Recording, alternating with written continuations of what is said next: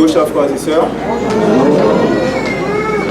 Je suis content d'être avec vous ce matin pour partager la parole de Dieu. Je remercie le département de la jeunesse de m'avoir invité pour cette occasion. Je remercie l'Église, je remercie le groupe One Voice, je remercie mon cher frère Loïc pour ces chants édifiants. Je me présente, je m'appelle Ludovic.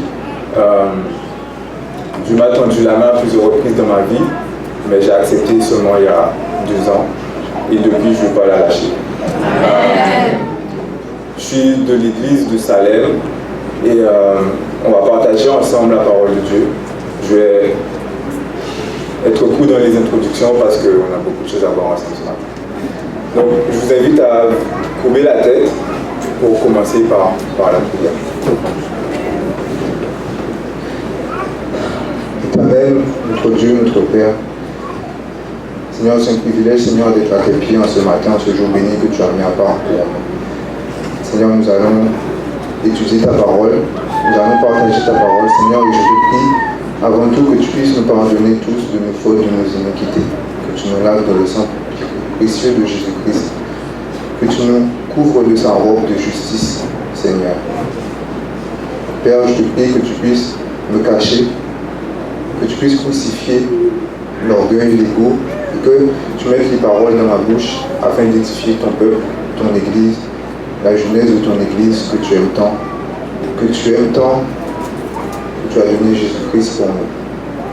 Entends cette prière de tout cela, dispose nos cœurs afin que nous puissions contempler les merveilleuses lumières de ta parole. Au nom de Jésus. Amen. Donc, ce qu'on va faire aujourd'hui, c'est qu'on va regarder un peu l'église primitive dans Acte 2. Ensuite, on va regarder un peu les apôtres dans l'évangile Matthieu, Marc, Luc, Jean. On va voir qu'il y a une différence flagrante dans leur vie, dans leur relation avec Dieu. Et on va essayer d'analyser qu'est-ce qui s'est passé pour que nous aussi, nous puissions vivre la même expérience. Donc, est-ce qu'on est ensemble? Amen.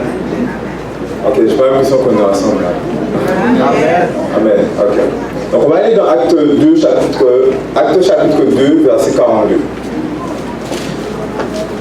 Qui nous donne une description de l'activité de l'église primitive, après la Pentecôte, qui nous dit ceux qui acceptèrent sa parole furent baptisés, et en ce jour-là, le nombre de disciples s'augmenta d'environ 3000 âmes.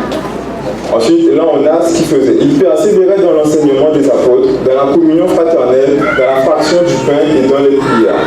La crainte s'emparait de chacun et il se faisait beaucoup de prodiges et de miracles par les apôtres. Tous ceux qui croyaient étaient dans le même lieu et ils avaient tout en commun. Ils vendaient leurs propriétés, leurs biens et partageaient le produit entre tous selon les besoins de chacun. Ils étaient chaque jour ensemble, assidus au temple. Ils rompaient le pain dans les maisons et ils prenaient leur nourriture avec joie et simplicité de cœur, louant Dieu et trouvant grâce auprès de tout le peuple. Et le Seigneur ajoutait chaque jour à son Église ceux qui étaient sauvés.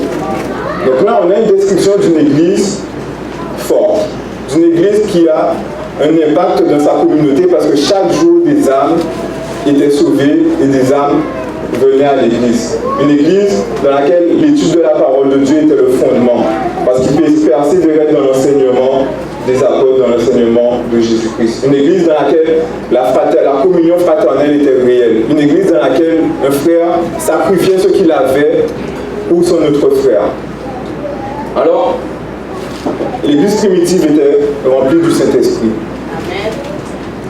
Et quand on regarde, Jésus-Christ a formé cette église à partir de 12 apôtres, dont 11 de ses disciples. Et j'ai regardé un peu les disciples avant la Pentecôte, et je me suis rendu compte, on va voir ça ensemble. Dans Matthieu 26, verset 40 à Gethsémane, alors que Jésus-Christ avait besoin de ses disciples, quand il est revenu, il dormait.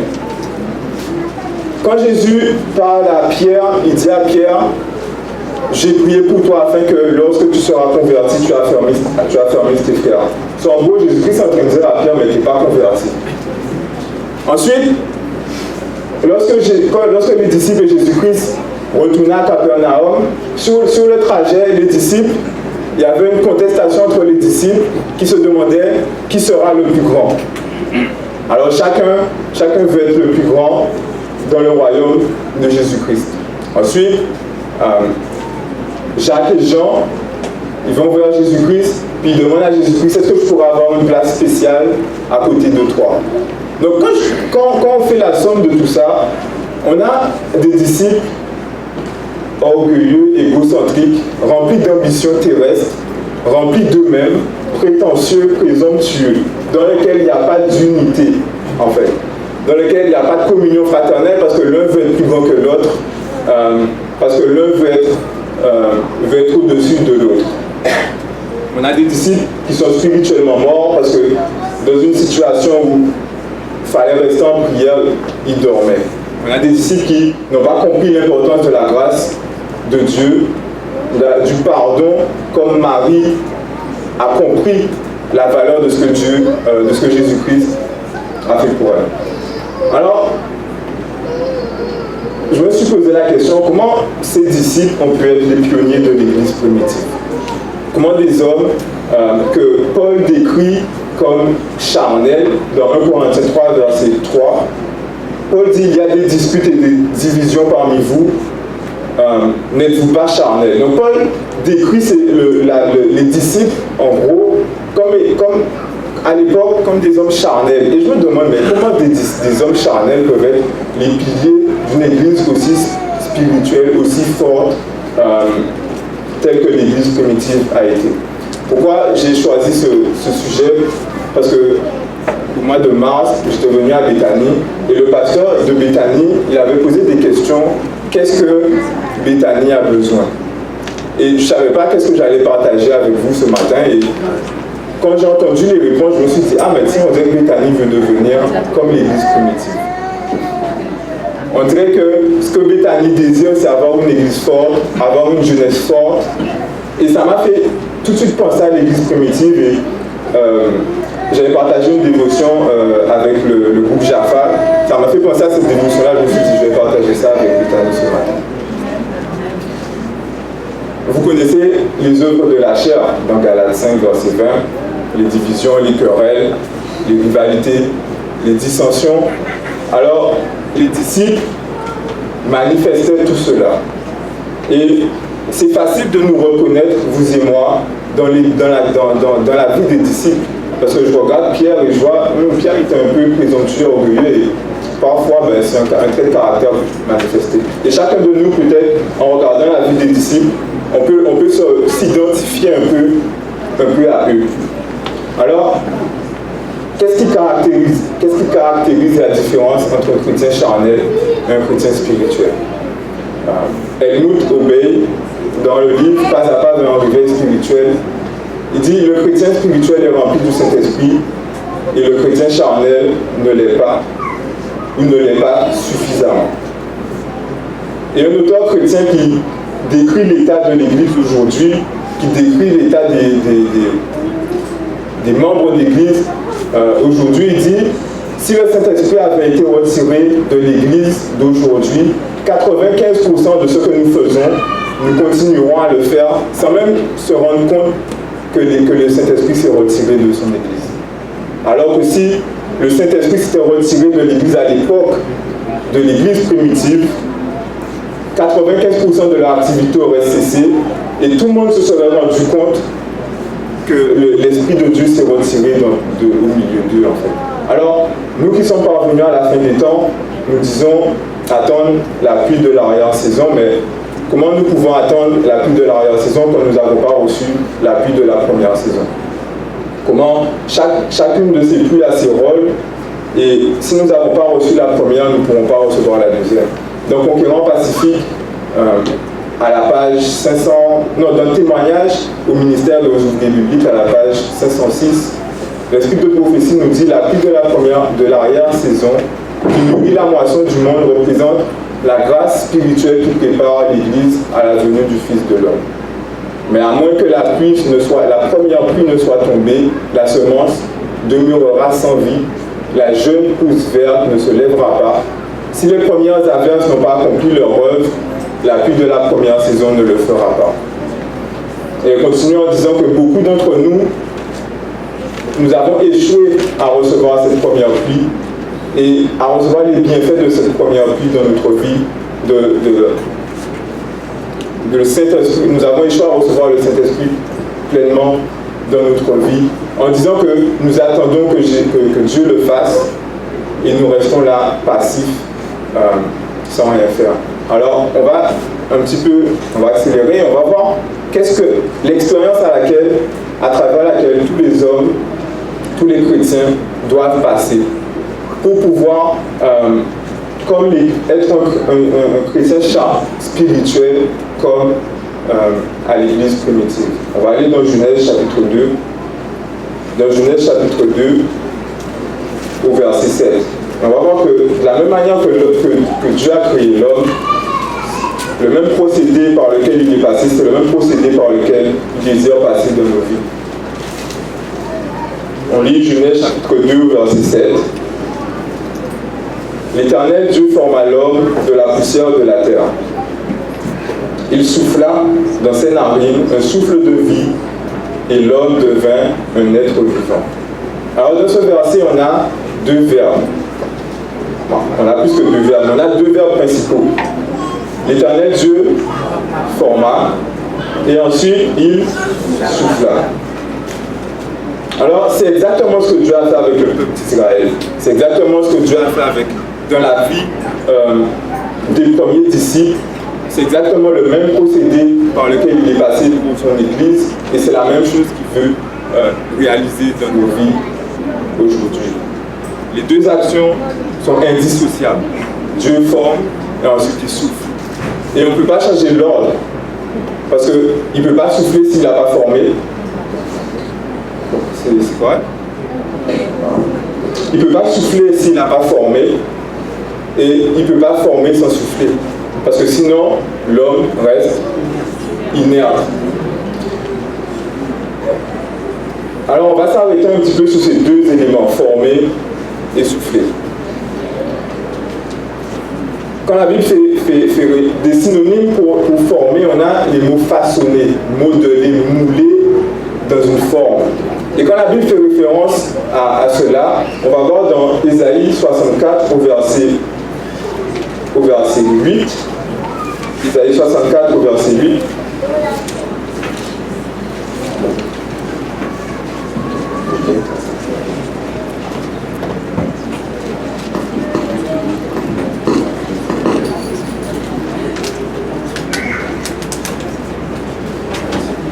On va lire dans Ésaïe 64 au verset 8, qui nous dit: Or maintenant, Éternel, tu es notre Père, nous sommes l'argile, tu es celui qui nous a formés. Et nous sommes...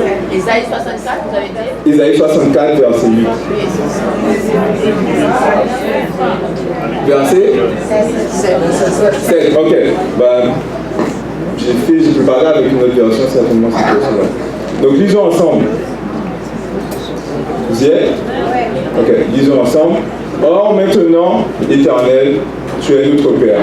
Nous sommes l'argile, tu es celui qui nous a formés et nous sommes tous l'ouvrage de tes mains. Dans Jérémie 18 au verset 6, pour avoir un peu de contexte, Dieu parle à Jérémie et dit à Jérémie d'aller dans la maison du potier. Et ensuite, il dit: voici comme l'argile est dans la main du potier, ainsi vous êtes de même dans ma main, ô Israël. Alors de la même manière que Dieu a façonné l'homme, a formé l'homme de la poussière de la terre, c'est de la même manière que Dieu dit que vous, mon peuple, mes enfants, vous êtes dans ma main. Qu'est-ce que ça veut dire? C'est que l'homme est dans la main de Dieu, le chrétien est dans la main de Dieu, et Dieu doit le former comme un potier forme un vase. Et quand on regarde un peu l'image, le potier, il fait ce qu'il veut de l'argile. Le potier, il exerce sa volonté sur l'argile. Et c'est la même manière où Dieu désire exercer sa volonté dans nos vies. Dans Help in Daily Living, l'esprit de prophétie nous dit que le potier prend l'argile et le moule selon sa volonté. Il le pétrit et le travaille. Il le déchire et le presse ensemble. Il le moule et le sèche ensuite. Il le laisse se reposer un moment sans le toucher. Quand il est parfaitement malléable, il continue le travail d'en faire un vaisseau. Il le forme en forme et sur la roue les monte et le polit. Ainsi Dieu, le maître d'ouvrage, désire nous façonner et nous mouler. Et comme l'argile est entre les mains du potier, nous sommes entre ses mains. Nous ne devons pas essayer de faire le travail du potier. Notre part est de nous laisser mouler par le maître ouvrier. Alors, je me suis posé la question pourquoi de l'argile. C'est évident parce que l'argile c'est une matière facilement malléable et une matière absorbante. Tu mets un petit peu d'eau et après tu peux faire ce que tu veux avec de l'argile. Et c'est pour cela que Dieu prend cette analogie pour nous montrer que nous devons être malléables entre ses mains. Mais malheureusement, ce n'est pas toujours le cas. Et c'est l'une des raisons pour laquelle nous sommes si faibles et si charnels spirituellement. Dieu fait une déclaration dans Ésaïe 45, au verset 9. Je vous invite à y aller. Je vais lire dans la version sommaire, je trouvais qu'elle faisait plus de sens aujourd'hui. Et Dieu dit, il parle de quelque chose qui est absurde. Il dit, malheur à qui conteste avec son Créateur. Qu'es-tu de plus qu'un pot de terre parmi des pots de terre? L'argile dira-t-elle à celui qui la forme, qu'es-tu en train de faire? Ou l'œuvre à son potier, tu n'es qu'un maladroit. Dans Ésaïe encore, la Bible nous dit, Ésaïe 29, verset 16, la Bible nous dit, allez-vous inverser les rôles? Dieu parle et dit au peuple d'Israël, allez-vous inverser les rôles? Allez-vous prendre le potier pour l'argile, pour que l'ouvrage dise à celui qui l'a formé, je ne suis pas ton œuvre? Et que le pot affirme au potier qui l'a façonné, tu ne sais pas ce que tu fais. Et je trouvais ça intéressant parce que souvent, vous et moi, c'est ce que nous faisons en fait. Où Dieu, un homme, nous sommes dans la main de Dieu, et Dieu voit une imperfection dans son œuvre. Et comme le potier, il essaie de corriger cette imperfection, et nous disons à Dieu, donc l'argile parle au potier, et nous disons à Dieu, mais qu'est-ce que tu fais? Tu ne sais pas ce que tu fais. Laisse cette imperfection, cette habitude que j'ai et que j'aime. Dieu veut la corriger, et nous lui disons, mais qu'est-ce que tu fais? Tu ne sais pas ce que tu fais. Et quand on retourne à la création, on voit que quand Dieu a formé l'homme, l'homme était comment? Il était poussière, mais surtout, l'homme était inerte. Donc l'homme ne bougeait pas, l'homme était mort. Alors, si on fait le parallèle, de la même manière quand Dieu nous forme aujourd'hui, comment on doit être? On doit être mort également. Et c'est ce que Jésus a enseigné dans Luc chapitre 9, au verset 23. Je vous invite à tourner vos Bibles dans Luc chapitre 9, au verset 23.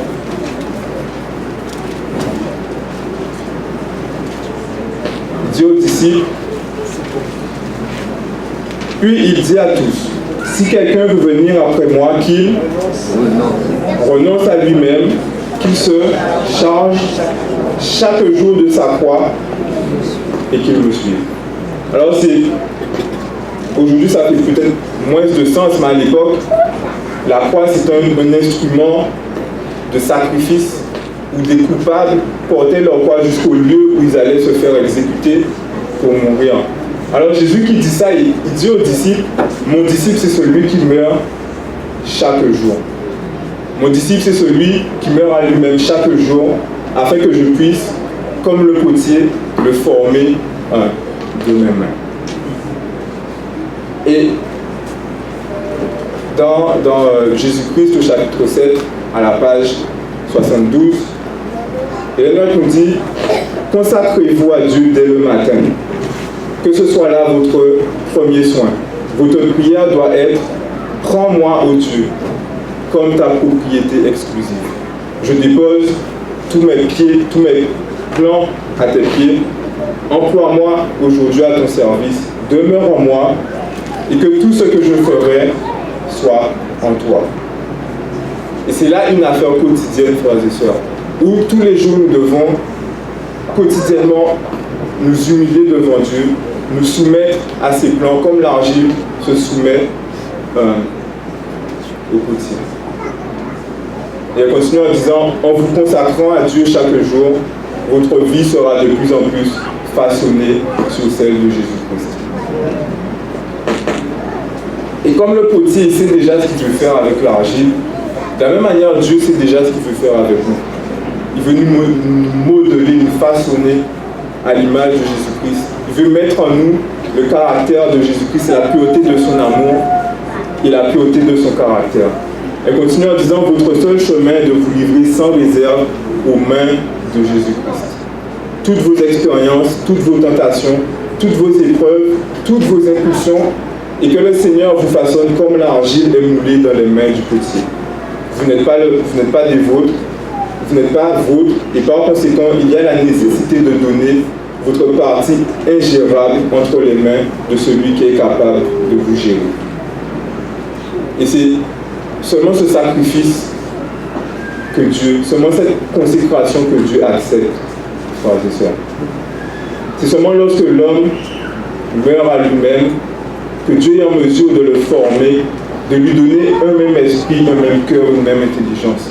Et c'est cette expérience que les apôtres ont vécue dans Acte 1, au chapitre 14, dans Acte chapitre 14, chapitre 1, au verset 14, où il dit, tous d'un commun, tous ceux-ci persévéraient d'un commun accord dans la prière. Quand on regarde le mot accord, c'est dans un même esprit, tous persévéraient de même cœur. Et c'est seulement lorsque nous nous laissons façonner par Dieu, lorsque nous nous abandonnons entre les mains de Dieu, que Dieu nous conduit à être de même accord. Et qu'est-ce que ce même accord est? C'est refléter le caractère de Jésus-Christ. Refléter les pensées qui étaient en Jésus-Christ. Comme Jésus-Christ a dit, cherchez premièrement le royaume de cieux. Et lorsque les disciples étaient de même accord, ils ont mis à côté toute leur division, tout leur orgueil, tout leur égo. Et leur seul objectif, alors qu'ils étaient dans les mains du Maître, c'était de refléter le caractère de Christ et de faire avancer, de rechercher son royaume. Et la deuxième phase, qu'est-ce que Dieu fait après avoir formé? Est-ce qu'on est ensemble? Lorsque Dieu, après avoir formé, Dieu souffle. Et c'est seulement justement lorsqu'il a fini de former qu'il souffle. Et son souffle produit la vie. Le souffle de Dieu produit la vie. Et il nous dit dans Éphésiens chapitre 5, au verset 18, Éphésiens chapitre 5, verset 18. Est-ce que vous y êtes? Il dit, ne vous enivrez pas de vin. C'est de la débauche. Soyez au contraire. Est-ce que je suis tout seul? Oui, rempli de l'esprit. Soyez au contraire remplis de l'esprit. Alors Dieu nous a promis son Saint-Esprit. Et c'est intéressant qu'ils disent remplis de l'esprit parce que, comme on a vu dans Ésaïe, Dieu parle des hommes comme un vase. Nous sommes des vases dans 2 Corinthiens chapitre 4, il dit, dans des vases de terre contiennent ce trésor. Et c'est intéressant parce que qu'est-ce que Dieu veut déverser sur son peuple? Son Saint-Esprit. Et quelle image que Dieu utilise? Il utilise la pluie. Et nous sommes des vases. Et Jésus-Christ nous dit Paul nous dit d'être remplis du Saint-Esprit. Alors, c'est un message assez challenging pour moi parce que je me suis dit que c'est important de faire un inventaire spirituel. C'est important de savoir si nous sommes dans cette démarche de croissance, si nous sommes constamment dans cette démarche d'être remplis de l'Esprit de Dieu. Et c'est quelque chose que nous devons faire, vous et moi. Est-ce que l'année dernière, au même moment dans votre marche, vous voyez une progression dans votre relation avec Dieu? Est-ce que vous voyez que vous travaillez dans l'œuvre de Dieu, que vous avez une influence positive sur les gens autour de vous? Est-ce que vous voyez que vous avez plus de désir de rechercher Dieu par la prière, par l'étude de sa parole? Est-ce que vous êtes plus actif? Est-ce que vous développez un amour pour des personnes dont naturellement vous ne voudriez pas être leur ami? Et c'est important que nous fassions cet inventaire-là, frères et sœurs, parce que Dieu désire toujours que nous soyons remplis. Et il ne désire pas que nous restions toujours au même point. Alors la promesse est là et on va terminer dans Luc chapitre 11. Luc chapitre 11 au verset 9. À partir du verset 9. Luc chapitre 11 à partir du verset 9. Parce que Dieu nous dit, soyez remplis du Saint-Esprit. Mais c'est bien gentil de nous dire d'être remplis, mais est-ce que la provision a été faite pour être rempli? Et comme nous voyons dans Luc chapitre 11, verset 9, Jésus dit, et moi je vous dis, demandez et l'on vous donnera. Cherchez et vous trouverez. Frappez et l'on vous ouvrira. Car quiconque demande, celui qui cherche trouve et l'on ouvre à celui qui frappe. Quel est parmi vous le père qui donnera une pierre à son fils s'il lui demande du pain? Ou s'il lui donne lui donnera-t-il lui d'un poisson? Ou s'il demande un œuf, lui donnera-t-il un scorpion? Si donc, méchants comme vous êtes, à combien de forte raison le Père céleste donnera-t-il à ceux qui le lui donnent? Alors quand je lis ce passage, je vois une promesse absolue, une parole absolue, où il n'y a pas de condition. Jésus ne dit pas demandez et peut-être vous recevrez. Il dit demandez et vous recevrez. Et je pense que si l'État disait ça avec de l'argent, je pense que beaucoup de personnes demanderaient plus souvent. J'ai fait une expérience dernièrement où j'avais un problème et je me suis dit je vais demander à mon père, à mon père terrestre. Et après finalement je me suis rétracté, je me suis dit je ne vais pas l'embêter avec ça, je vais me débrouiller tout seul. Et une semaine après, mon père m'envoie un message, il me dit « Oh, j'ai fait ça pour toi. » Et je suis là « Oh, wow, je n'ai même pas demandé. » Puis, il a fait exactement ce que j'avais besoin, en fait. Et je me suis dit « Mais si mon père terrestre est prêt à s'arracher un bras pour moi, mais à combien plus forte raison Dieu est prêt à tout faire pour nous? » Et il a manifesté en Jésus-Christ. À combien plus forte raison Dieu désire nous accorder son Saint-Esprit afin que nous puissions vivre une vie chrétienne véritable, nous puissions avoir une relation véritable avec lui, nous puissions être réconciliés avec lui dans notre caractère. Et parfois je me demande, je me dis, mais comment une promesse peut être aussi véritable et que nous sommes si charnels? Comment une promesse peut être aussi véritable et que nous ne sommes pas davantage remplis du Saint-Esprit? Et la conclusion, j'ai trouvé cette réponse dans le livre Événements des derniers jours. Et je lis pour vous. La mesure du Saint-Esprit qui nous sera accordée sera proportionnelle à celle de notre désir et de notre foi. Elle dit, nous ne sommes pas suffisamment désireux de déranger le Seigneur par nos demandes, afin de recevoir de lui le don du Saint-Esprit. Le Seigneur souhaite que nous l'importunions à ce sujet. Il désire que nous assiégeons son trône de nos prières afin qu'il nous donne son Esprit Saint. Alors pourquoi nous sommes si réfractaires à demander à Dieu son Saint-Esprit?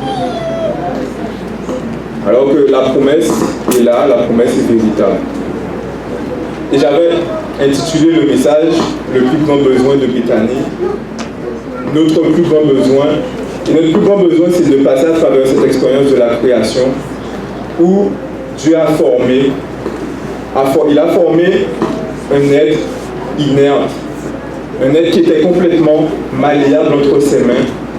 Et après avoir fini de le former, il a soufflé son esprit pour lui donner la vie. Et c'est cette expérience que nous devons vivre chaque jour, où nous devons mourir à nous-mêmes chaque jour afin de revivre par l'Esprit de Dieu qui demeure en nous. Et on dit souvent dans nos églises, parce qu'on parle souvent de l'église entière, on dit souvent que tout le monde veut du changement.